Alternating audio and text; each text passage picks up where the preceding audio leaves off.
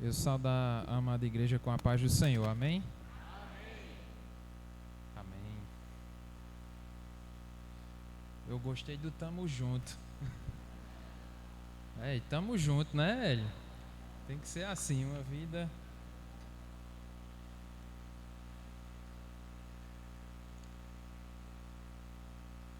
Bem, amada igreja, eu gostaria de mais uma vez saudá-los com a paz do Senhor e manifestar a minha gratidão, a minha alegria por estar aqui e poder compartilhar desse momento com vocês. Desde já, eu agradeço a confiança ao pastor da igreja, que certamente, lá no momento da escala, da construção, ele confiou em nós para que estivéssemos aqui hoje compartilhando um pouco da palavra do Senhor. Eu gostaria de pedir à amada igreja que abrissem as vossas Bíblias lá em Colossenses, no capítulo 2.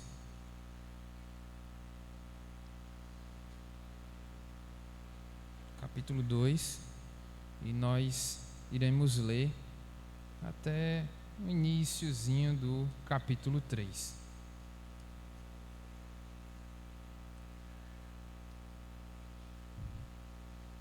Todos encontraram? Amém? A palavra do Senhor diz o seguinte: Gostaria, pois, que soubesseis quão grande luta venho mantendo por vós, pelos laodicenses, e por quantos não me viram face a face, para que o coração deles sejam confortado e vinculado juntamente em amor, e eles tenham toda a riqueza da forte convicção do entendimento, para compreenderem plenamente o mistério de Deus, Cristo, em quem todos os tesouros da sabedoria e do conhecimento estão ocultos. Assim digo, para que ninguém vos engane com raciocínios falazes, pois, embora ausente quanto ao corpo, contudo em espírito estou convosco, alegrando-me e verificando a vossa boa ordem e a firmeza da vossa fé em Cristo. Ora, como recebestes Cristo, Jesus, o Senhor, assim andai nele radicados e edificados e confirmados na fé, tal como fostes instruídos, crescendo em ações de graça. Cuidado, que ninguém vos venha a enredar com sua filosofia e vãs sutilezas, conforme a tradição dos homens, conforme os rudimentos do mundo, e não segundo Cristo, porquanto nele habita corporalmente toda a plenitude da divindade. Também nele estáis aperfeiçoados. Ele é o cabeça de todo principado e potestade.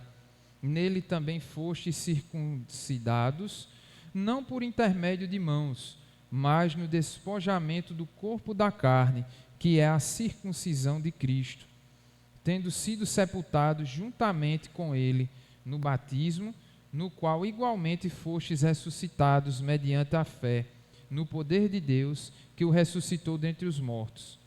E a vós outros, que estáveis mortos pelas vossas transgressões e pela incircuncisão da vossa carne, vos deu vida juntamente com ele, perdoando todos os nossos delitos, tendo cancelado o escrito de dívida que era contra nós e que constava de ordenanças, o qual nos era prejudicial, removeu-o inteiramente, encravando-o na cruz, e despojando os principados e as potestades, publicamente os expôs ao desprezo, triunfando deles na cruz.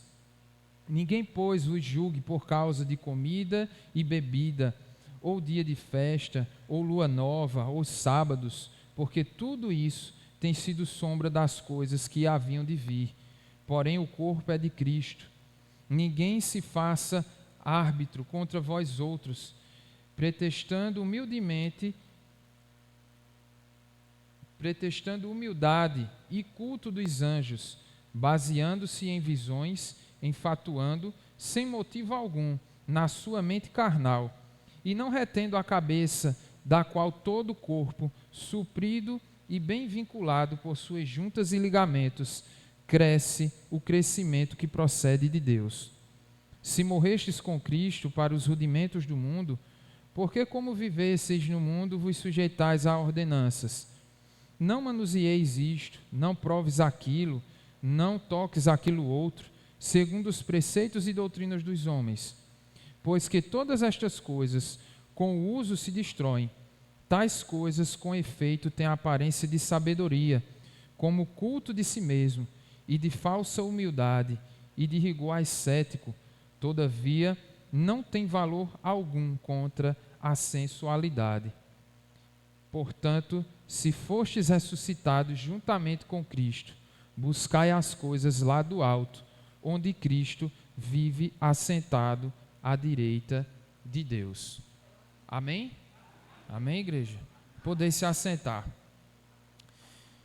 Bem, meus irmãos, essa leitura aqui que nós acabamos de realizar, isso foi um do trecho da carta que Paulo escreveu aos Colossenses.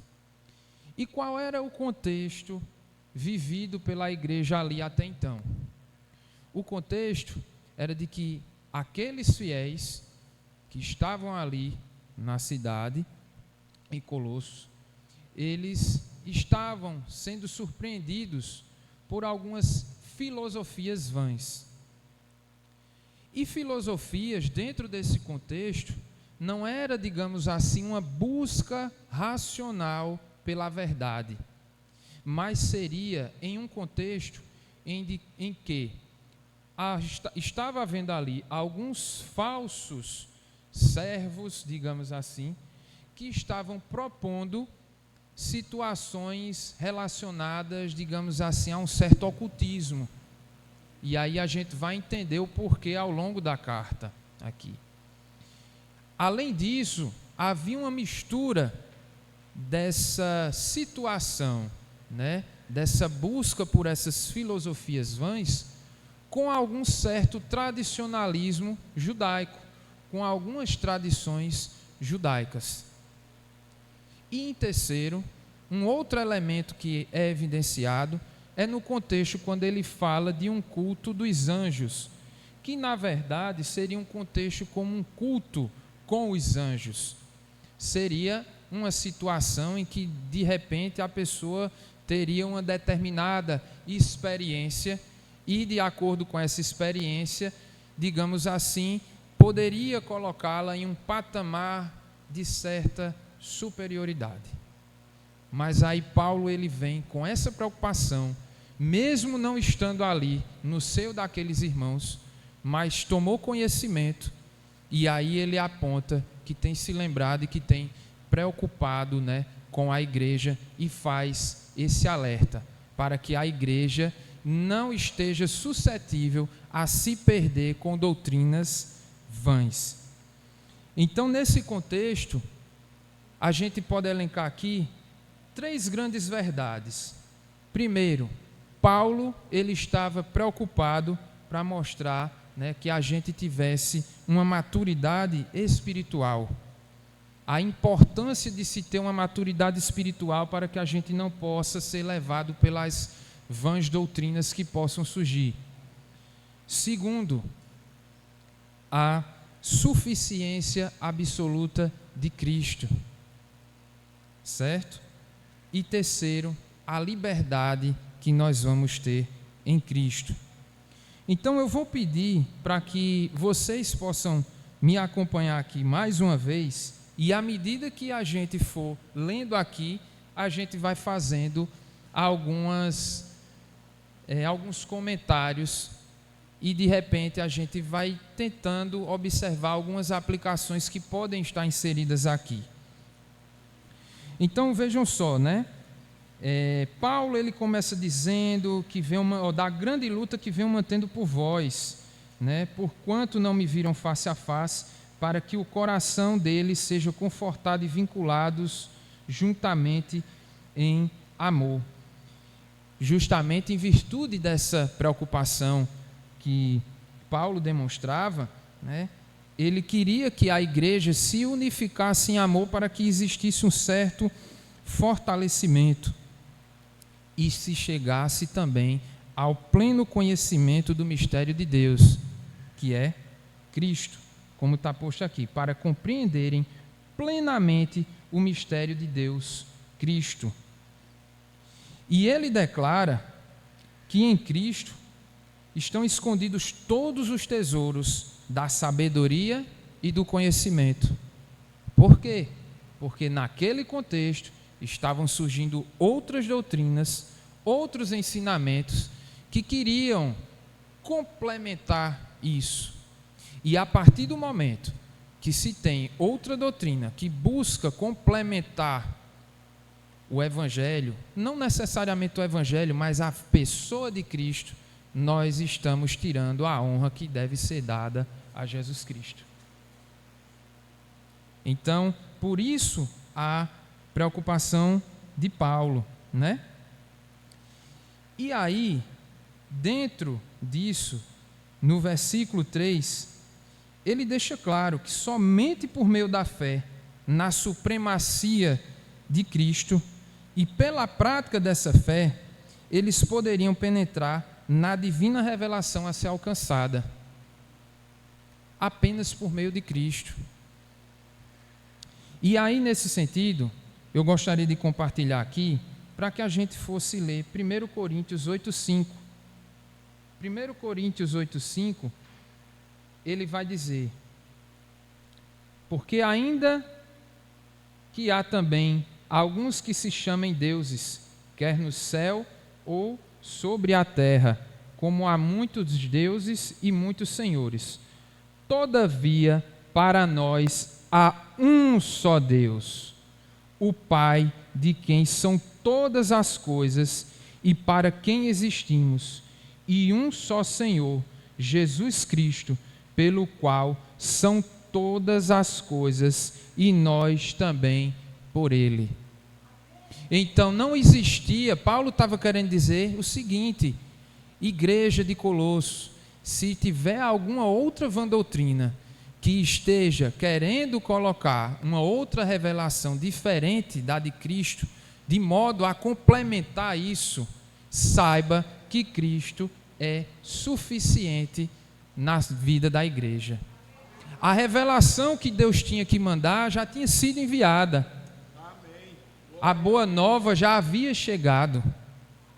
Nós não precisaríamos de complementar, digamos assim, essa ação de Cristo, porque Ele já tinha vindo, né? Ele já tinha dito as palavras. Mas perceba que no versículo 4, Paulo diz o seguinte, ó: assim digo, para que ninguém vos engane com raciocínio falazes. Neste trecho, ele sabia, né, que existia dos adversários essa sofisticação no falar, no linguajar, para tentar enganar, não é? Querendo ludibriar, vai ali comendo pelas beiradas, e aí, quando de repente se imaginava, seria uma arapuca. E aí, se o crente não estiver preparado, se o crente não tiver esse discernimento, estamos fadados a sermos levados, porque nós temos que ter o alicerce, como a gente vai ver mais adiante, né? E dentro desse contexto, para corroborar com isso, né, poderia ser, dentro de uma perspectiva, poderia ser não. Alguns tomavam o evangelho como loucura, mas essa loucura do evangelho, ela é muito mais cheia de sabedoria do que a sabedoria dos homens. Vamos lá, novamente, para 1 Coríntios, capítulo 1.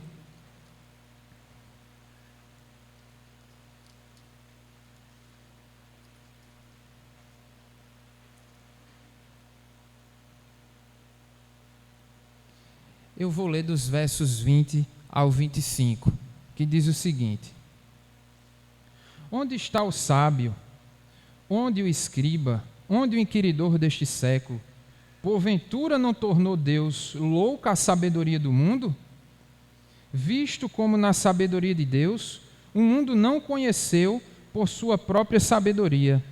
Aprove a Deus salvar os que creem pela loucura da pregação.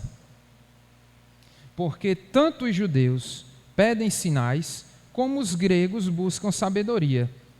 Mas nós pregamos a Cristo crucificado, escândalo para os judeus, loucura para os gentios. Mas para os que foram chamados, tanto judeus como gregos, pregamos a Cristo, poder de Deus e sabedoria de Deus. E aí vem o arremate no verso 25. Porque a loucura de Deus é mais sábia do que os homens, e a fraqueza de Deus é mais forte do que os homens. Então, dentro desse contexto aqui, nós percebemos que existe uma certa ironia. Por quê? Lá naquele contexto, o evangelho era visto como uma loucura, como uma fraqueza. Mas era nessa fraqueza que eles tinham, que existiam mais sabedoria do que a sabedoria dos homens. E essa sabedoria, ela vinha do alto, certo? E ela foi representada aqui na terra para quem teve a honra de conviver com Jesus Cristo. Amém? No verso 6, ele vai também fazer uma exortação. Ele diz: ora, como recebestes Cristo Jesus, o Senhor, assim andai nele. Então, ele faz um chamamento, e na verdade, quando ele utiliza esse termo, recebestes Cristo, ele quer se referir aqui a aceitar tanto o ensino de Cristo, quando a gente diz que recebe, mas também reconhecermos que não existe outro Salvador além de Jesus Cristo. Jesus Cristo é o único e suficiente Salvador para todo aquele que nele crê. E era necessário dizer isso, porque naquele momento estavam querendo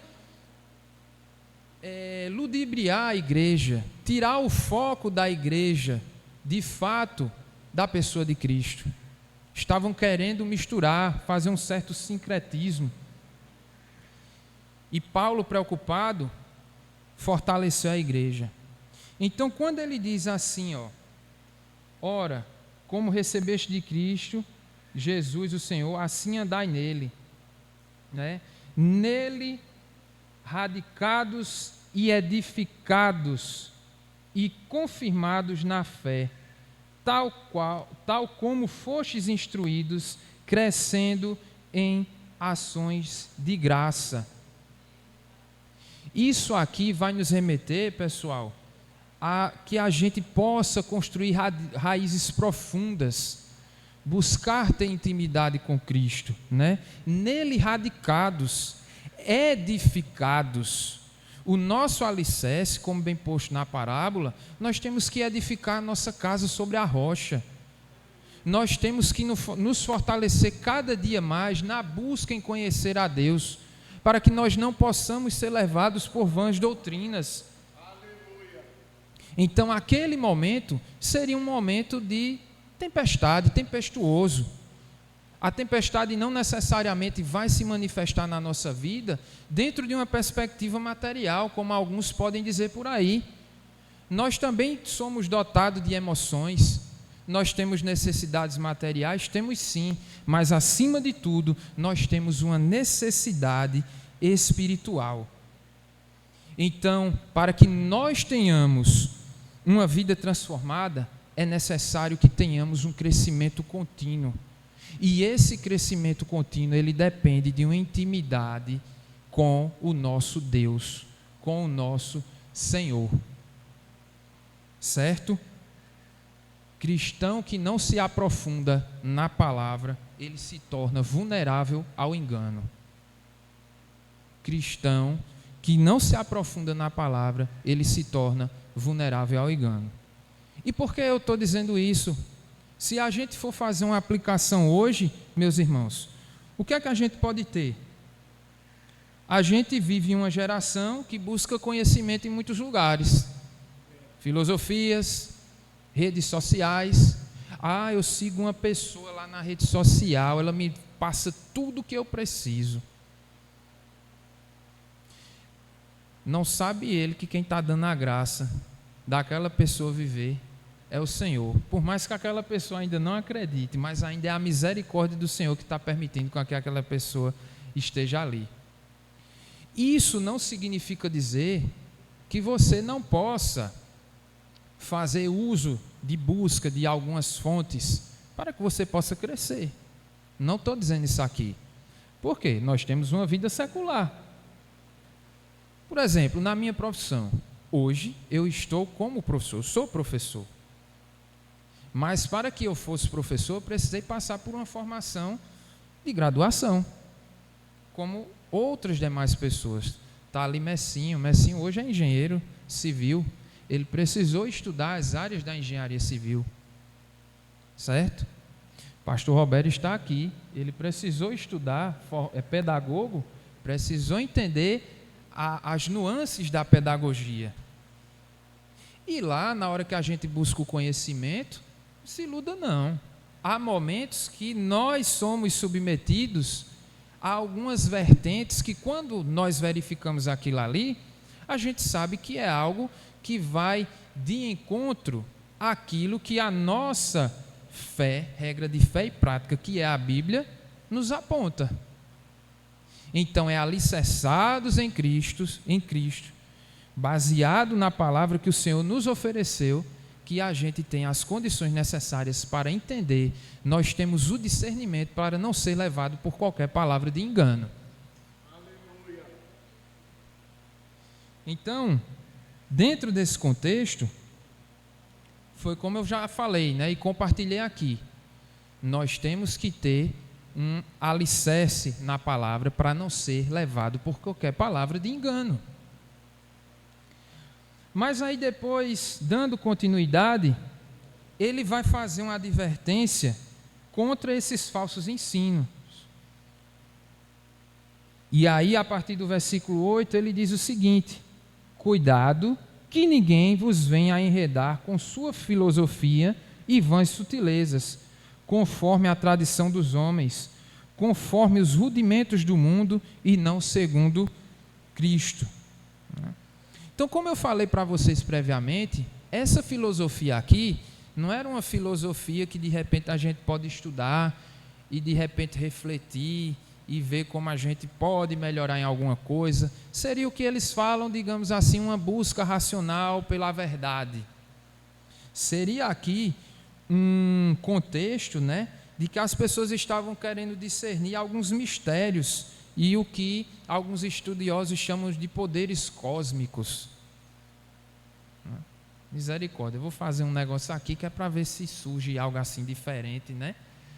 Jesus usa um anjo aí, me fala alguma coisa diferente, que isso vai me dar um superpoder. Não, eu não estou dizendo aqui também que Deus não pode usar o sobrenatural. Até porque mais adiante, quando fala das tradições, Paulo ele não estaria também, como é que eu posso dizer, condenando práticas que até então alguns judeus culturalmente pudessem ter, até mesmo os judeus cristãos, mas desde que elas fossem praticadas com o viés correto e não da forma errada. Tá certo? Então, nesse ensinamento aqui, está posto o quê? Tradições humanas. A gente acabou de ver, né? Como a gente acabou de ler lá em Coríntios, que a loucura de Deus, ela é mais sábia do que a sabedoria do homem. Ela é mais preciosa do que a sabedoria dos homens. Quando ele utiliza esse termo aqui, rudimentos, que está posto aqui, os rudimentos do mundo, são elementos que a gente vai entender, elementos do mundo físico. Alguma coisa que poderia ser adotada como um ritual, uma prática para de repente ter algum chamamento, digamos assim, talvez até de uma entidade espiritual. Eu vou fazer aqui, colocar uma oferenda. Estou dando aqui um exemplo prático, tá certo? Então poderia ser algo dentro desse contexto. Mas nunca se estava apontando para Cristo. Nessas vãs filosofias, o foco era naquilo que o homem poderia fazer e não naquilo que Cristo poderia fazer, naquilo que Cristo, na verdade, tinha para oferecer. E no versículo 9, dando continuidade, ele vai dizer o seguinte: porquanto nele habita corporalmente toda a plenitude da divindade. O que é que ele quer dizer com isso? Que Cristo não é parcialmente Deus, Cristo não é um intermediário, Cristo é a própria plenitude de Deus encarnada. Então, hoje, a gente estava refletindo lá, né? A gente estava na nossa escola bíblica dominical, fazendo um estudo lá no livro de Tiago, e era lá em Tiago 5,12, que dizia, né? Seja o seu sim, sim e o seu não, não. Então, não existe meia verdade. Uma meia verdade, ela pode ser uma mentira. Então, aqui não existe meio Cristo. Ele é a plenitude encarnada de Deus. E aí, para a gente ter isso bem nítido, vamos fazer uma breve leitura aqui, lá em João, capítulo 1, verso 14.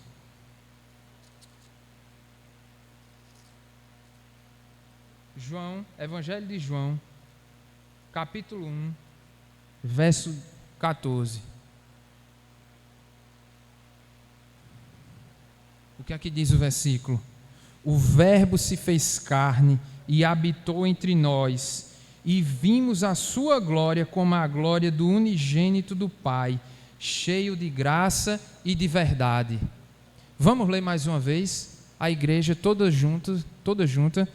O Verbo se fez carne e habitou entre nós, e vimos a sua glória como a glória do unigênito do Pai, cheio de graça e de verdade, né?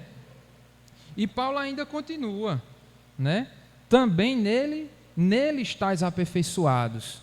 Isso aqui Paulo está dizendo, para você adquirir a perfeição espiritual, não precisa você se embaraçar com outra coisa não. Cristo é suficiente na sua vida. Aleluia. Então, muitas vezes, a gente pode estar passando por alguma situação e que a gente acaba adotando outras condutas. Outra reflexão também que o livro de Tiago nos trouxe hoje mais cedo.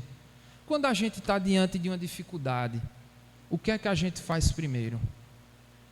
A gente reclama ou a gente ora?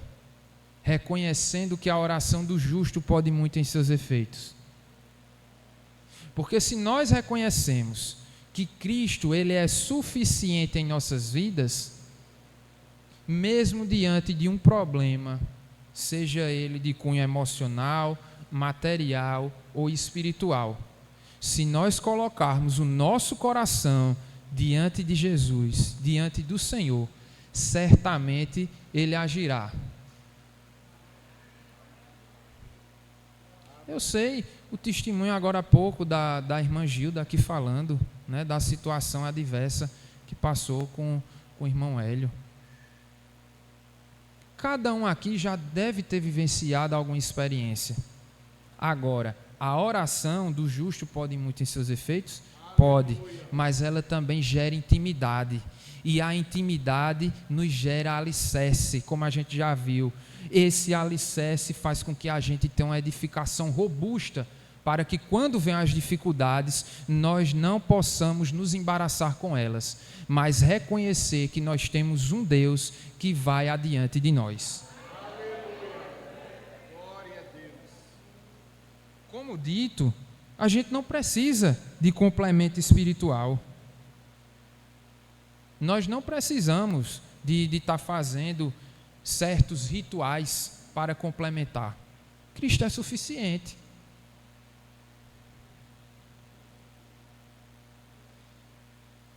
No contexto, ainda seguindo, Paulo vai fazer uma analogia aqui com a circuncisão, que ele diz: nele também fostes circuncidados, não por intermédio de mãos, mas no despojamento do corpo da carne, que é a circuncisão de Cristo, tendo sido sepultados juntamente com ele no batismo, para o qual igualmente fostes ressuscitados mediante a fé no poder de Deus, que o ressuscitou dentre os mortos. Então, dentro desse contexto aqui, não se era esperado que esses cristãos ditos gentios, eles seguissem um modelo antigo de se identificar com Deus e o seu povo, ou seja, fazer a circuncisão. Porque esse acesso que nós temos ao Senhor por meio de Cristo já é suficiente para nos tornar filhos de Abraão, tanto quanto os judeus cristãos. Aleluia.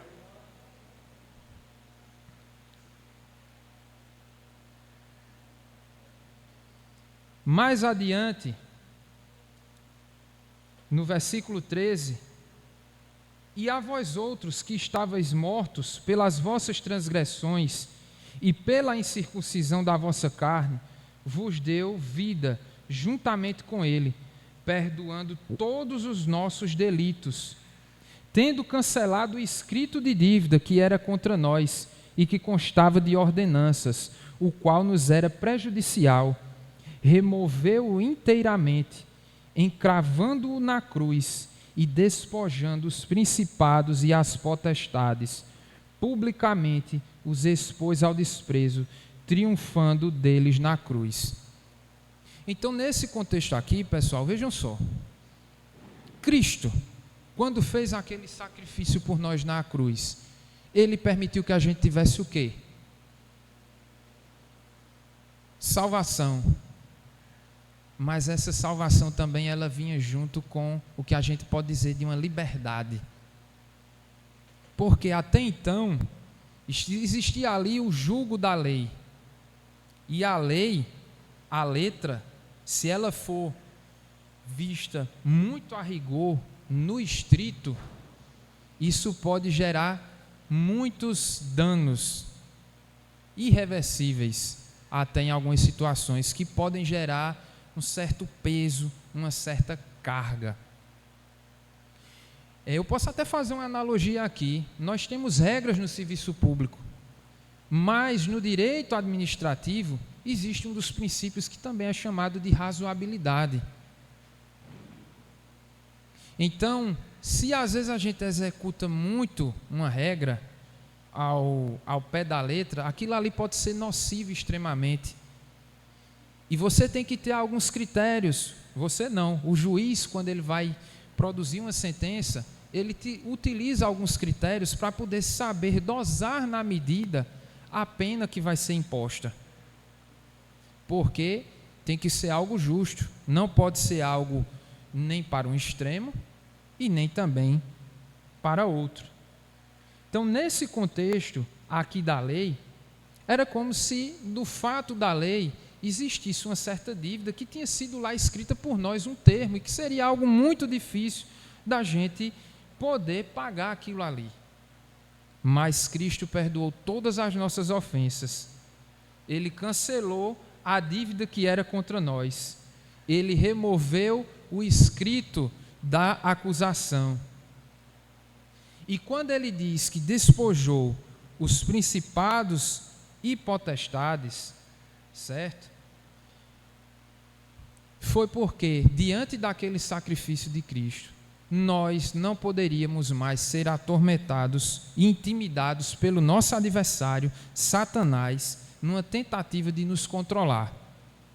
Agora, atentem-se, não é pelo fato de termos graça em Cristo que isso também nos vai dar um salvo-conduto para pecar. Porque a própria palavra também nos orienta que onde abundou a graça, que onde abundou o pecado, superabundou a graça. Mas não é por conta disso que nós vamos ter um salvo-conduto para pecar e toda hora, me perdoe. Nós temos que ter arrependimento sincero e genuíno. nesse contexto, o que para muitos poderia ter sido uma derrota, na verdade foi uma vitória. A cruz, ela não foi uma derrota, ela foi uma vitória pública. Para aqueles que tomavam o evangelho como uma loucura, se enganou. Porque enquanto muitos queriam a presença de um rei para talvez satisfazer uma necessidade material dentro de um contexto em que talvez existia uma certa escravização ou então contexto de domínio de alguns povos por outros, mas o reino que estava sendo colocado não era algo vinculado a esta terra, era algo vinculado aos céus.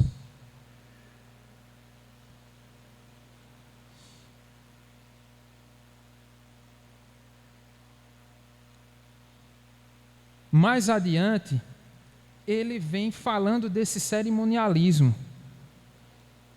que é justamente no verso 16 que diz: ninguém, pois, vos julgue por causa de comida e bebida, ou dia de festa, ou lua nova, ou sábados.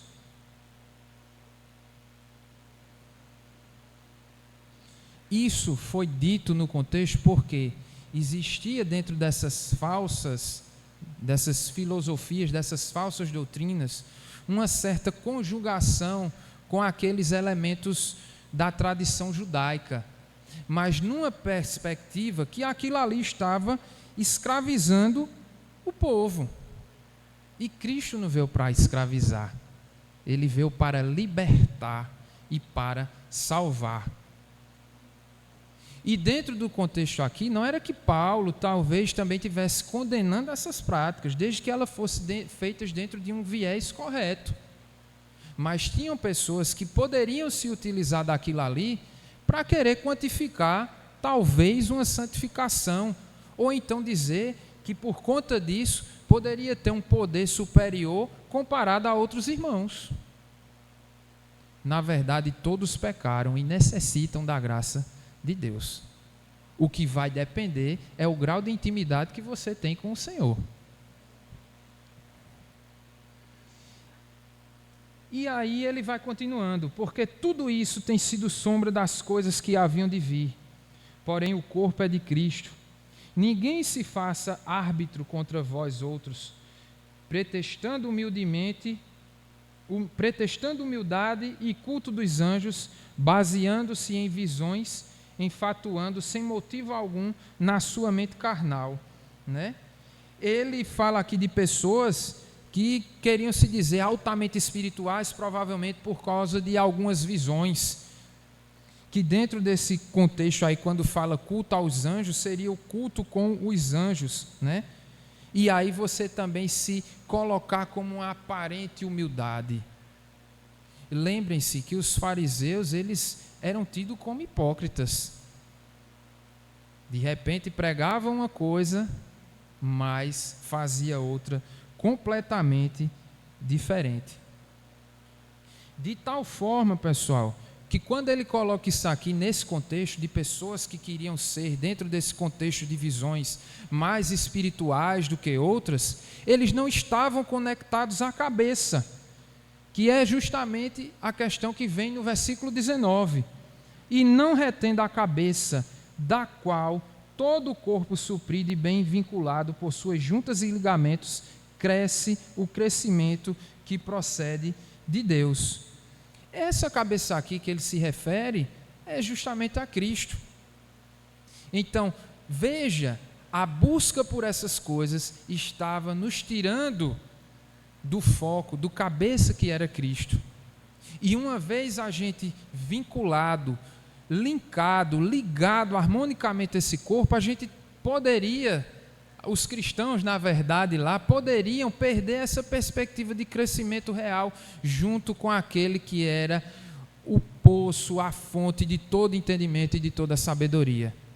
Porque por falta de firmamento, por falta de alicerce, poderia ser levado por essas vãs doutrinas.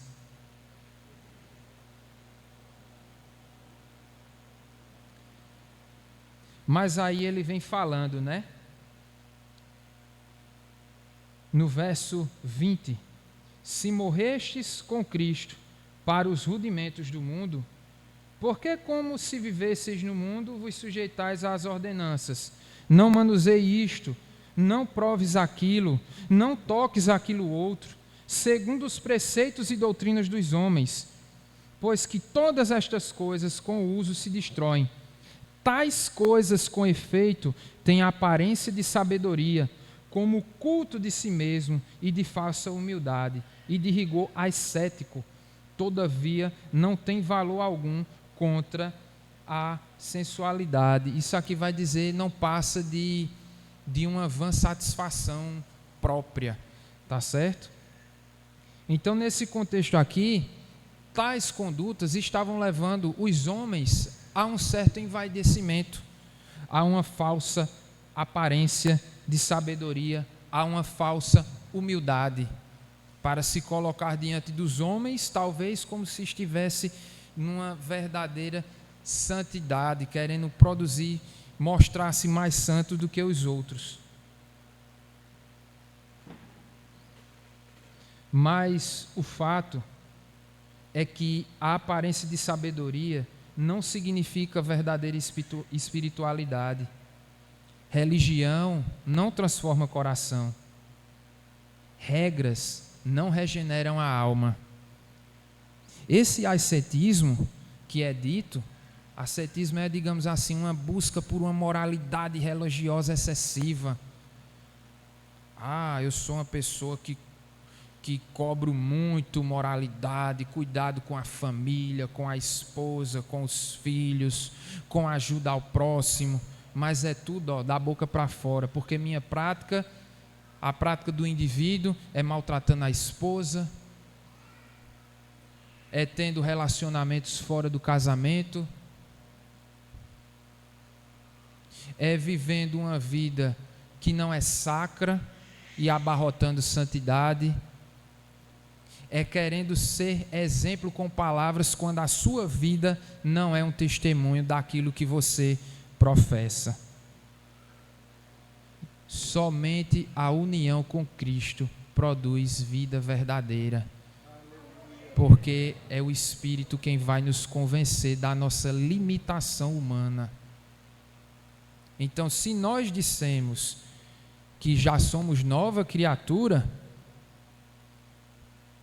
a nossa fé que professamos, nós temos que produzir frutos, obras que são dignos daquela fé que a gente professa. Cristo, Ele é suficiente nas nossas vidas. Quando a gente se agoniar com alguma coisa, ore. Se estiver tudo bem, louve, dê ações de graças, e que esse louvor ele seja como uma oração de alegria que chegue até a presença de Deus. Cristo é o centro, Cristo é a plenitude, Ele é a nossa suficiência e Ele é a nossa vitória. Nós não precisamos de homens. Nós não precisamos de homens.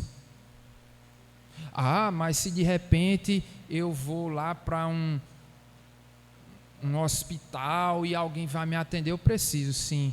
Eu sei que você precisa. Mas a sua confiança não tem que estar no homem. A sua confiança tem que estar em Deus. E a gente sabe que Deus criou tudo. Então a gente viu aqui agora há pouco, todas as coisas foram criadas por Ele, por meio dEle. Porque dEle, por Ele, para Ele são todas as coisas. Então muitas vezes, até dentro de um contexto, eu vou até falar da minha própria experiência pessoal. Eu já tive momentos na minha vida que de repente eu precisava de algo e eu dizia, não, eu vou falar com fulano da minha família e fulano vai me dar. Lê do engano, mera ilusão. Confiar no homem e nunca chegava. Mas a partir do momento que você depende de Deus, que você depende do Senhor, as coisas acontecem de uma forma tão natural e tão extraordinária que você fica abismado e diz: Senhor, como foi que aconteceu isso? Eu dava até um exemplo prático hoje, nessa perspectiva emocional.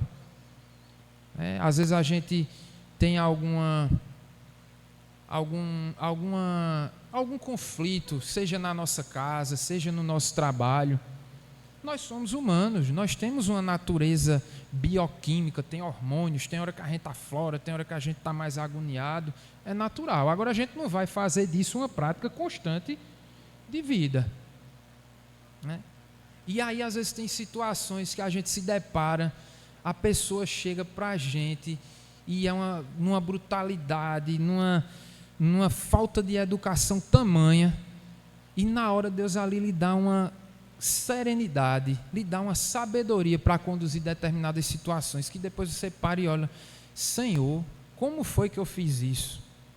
Foi tua mão, porque se fosse do meu humano, eu produziria algo totalmente diferente, eu seria capaz de revidar, fazer uma coisa pior. Mas não, isso é a suficiência, a plenitude de Deus na nossa vida. Então nós precisamos estar arraigados, edificados e firmes neles. E aí, dentro aqui desse roteiro, diante dessa reflexão, eu coloquei aqui uma pergunta. Hoje, como é que a gente se encontra? Realmente estamos firmados em Cristo? Ou nós temos buscado segurança em outras fontes?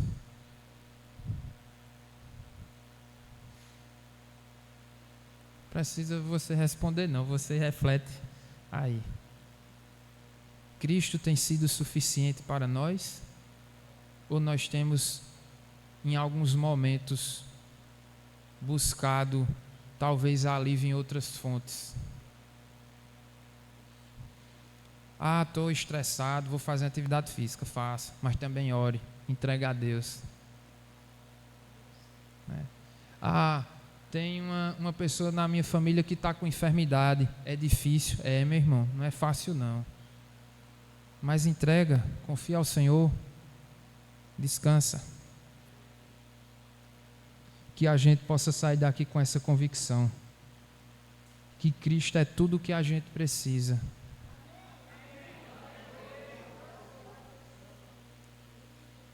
que nele estamos completos, que nele nós temos vitória, mas acima de tudo, nós temos vida, e que essa vida transformada, ela se reflita aonde quer que nós formos, que nós sejamos sal, que nós sejamos luz para este mundo que jaz nas trevas. Por isso, e aí a gente encerra: portanto, se fostes ressuscitados juntamente com Cristo, buscai as coisas lá do alto, onde Cristo vive assentado à direita de Deus. Eu encerro aqui essa meditação, essa palavra, renovando mais uma vez a minha gratidão. E dentro desse contexto, nós temos ainda 5 minutos. Eu gostaria de pedir a Pedro, a quem do grupo de louvor também pudesse nos disponibilizar, para que vocês louvem aqui com o hino de Colossenses 1. Por favor. É um hino que trata justamente da plenitude, porque nele foram criadas todas as coisas, nos céus e na terra, sejam tronos, soberanias, poderes e autoridades. Amém? E aí, no momento que eles louvam, depois eu vou pedir ao pastor Robério que faça uma oração pela vida da igreja. Eu não sei se tem alguém aqui, me permita, pastor, até está tomando essas vezes, mas eu não sei como é que você se encontra, se você por um acaso esteve na casa de Deus, mas de repente foi buscar em outras fontes. Mas se você quiser se reconciliar com o Senhor, aí você vem à frente. Em seguida o pastor ora. Se não, pastor, o senhor ora pela igreja, clamando ao Senhor que nós possamos sempre nos lembrar que Cristo, Ele é suficiente em nossas vidas.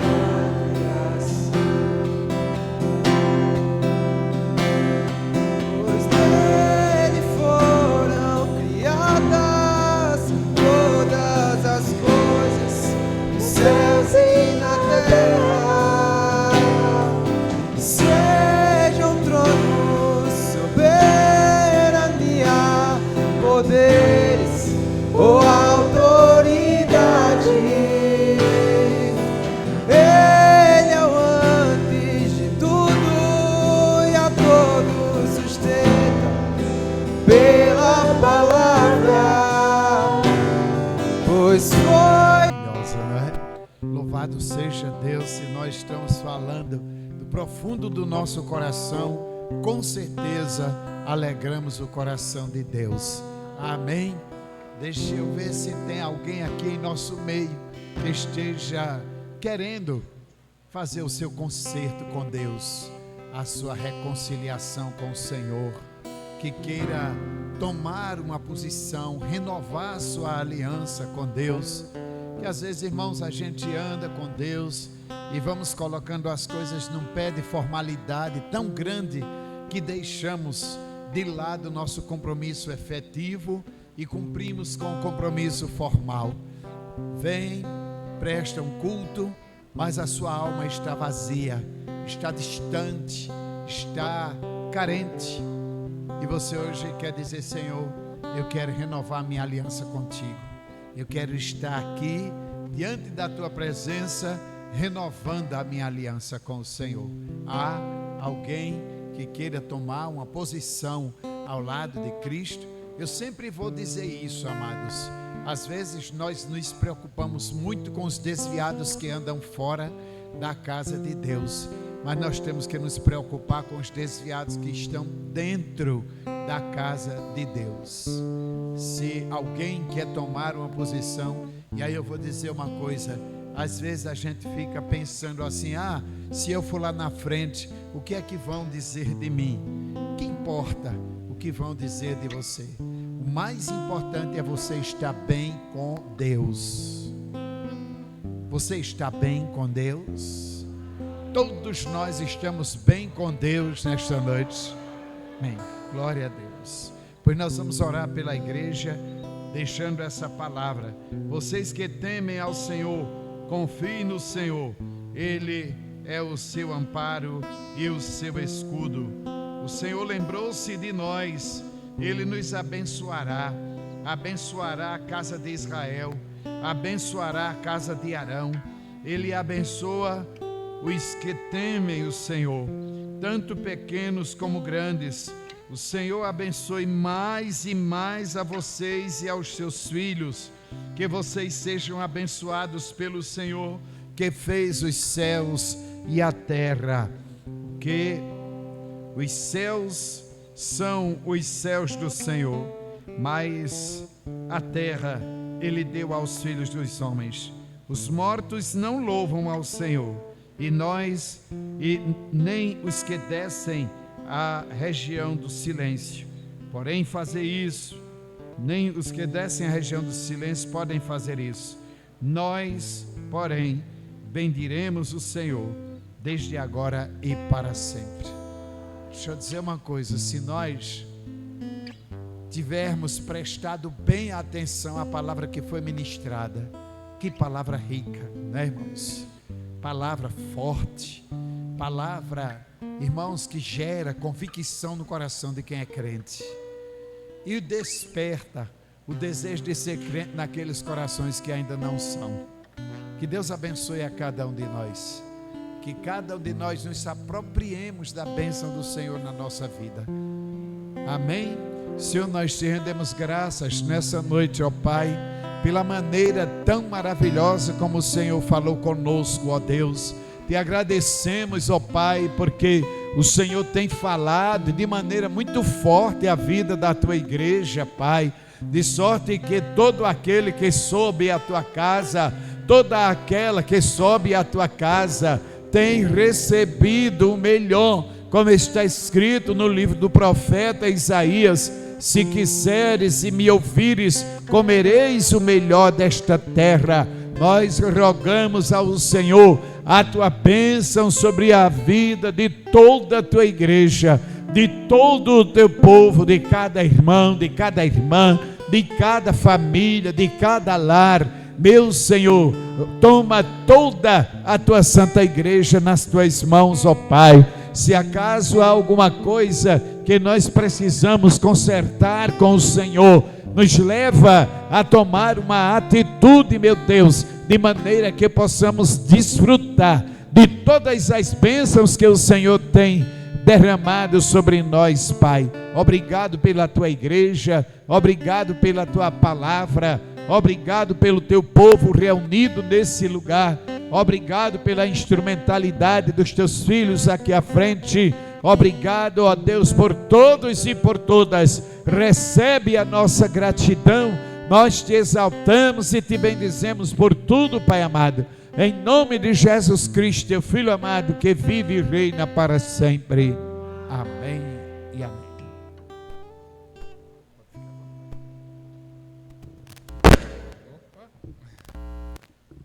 Vou repassar alguns avisos aqui e ao término o pastor nos despede com a benção apostólica. Convite especial, passando para convidar os amados irmãos para cultuar o Senhor no Parque Linear de América no próximo sábado. Que façamos uma festa bem linda para o Senhor. Contamos com a presença de todos às 19 horas. Que Deus nos abençoe grandemente. Tema: Vinde a mim. O departamento da família está vendendo senhas para a feijoada no valor de R$20. Quem desejar nos abençoar é só procurar qualquer membro do departamento ao finalizar o culto. Data da feijoada, 8 de março. No caso, do próximo domingo, daqui a 15 dias, não é isso? De hoje a 15.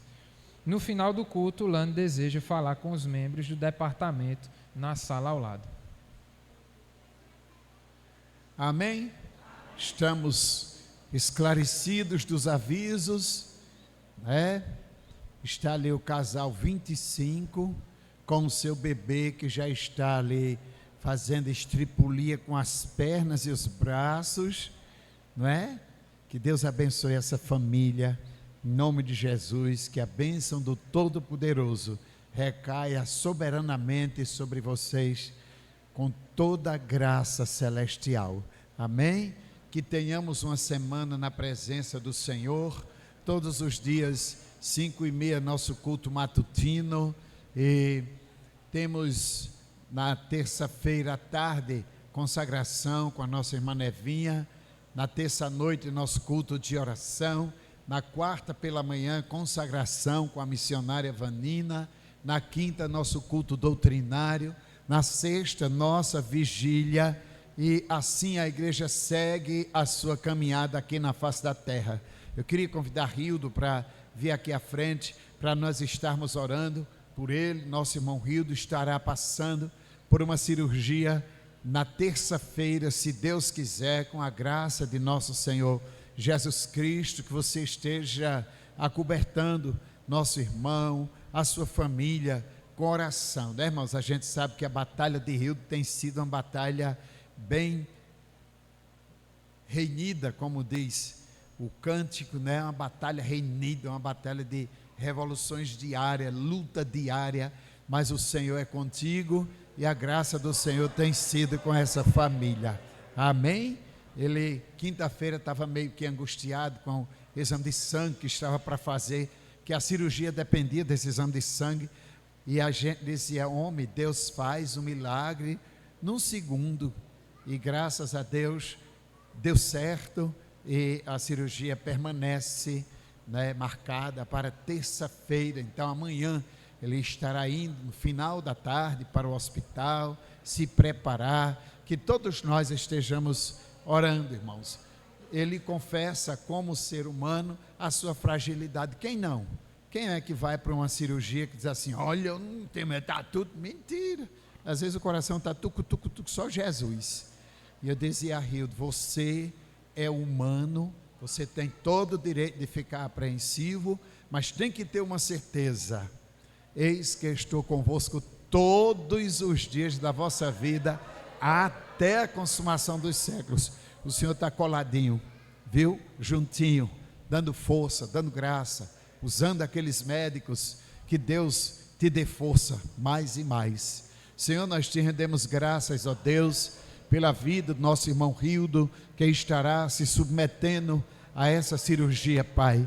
Nós sabemos, ó Deus de toda a glória, que se o Senhor não for à frente, inútil será qualquer coisa que for ser feita, Pai. Mas nós sabemos com certeza que desde o começo dessa batalha, o Senhor sempre esteve à frente. Ajuda o teu filho, ajuda a Vanusa, ajuda essa família, Pai, mas especialmente o teu filho que passará por esse processo. Que o Senhor se utilize dos médicos, da medicina, das medicações e de tudo que for ser feito, que a tua glória se manifeste, ó Deus amado. Dá coragem ao teu filho, ânimo, força, graça, ó Deus, e que tudo transcorra sem nenhuma intercorrência, para o louvor e para a glória do teu santo nome, Pai. Ajuda o teu filho, cobre o teu filho com o sangue precioso de Jesus, cobre essa família, derrama a tua graça, manifesta o teu poder, guarda-os e livra-os de todo o mal, para o louvor e glória do teu santo nome. Com ele toma toda a tua igreja, todo o teu povo, e nos abençoa no decorrer de toda esta semana. Seja a tua graça para conosco, para o louvor e glória do teu nome. Nós te agradecemos e te louvamos, em nome de Jesus Cristo, teu Filho amado, que vive e reina para sempre. Amém. E a graça de nosso Senhor e Salvador Jesus Cristo, o amor de Deus, nosso eterno e glorioso Pai, o poder, a direção e as consolações do Espírito Santo, seja conosco e com todo o povo do Senhor, desde agora e para todo sempre. Amém. Não se esqueça do café da comunhão, viu? Esteja lá, tomando o seu cafezinho, né? Compartilhando um momentinho com os irmãos. Que Deus abençoe rica e copiosamente. Oi, olha aí.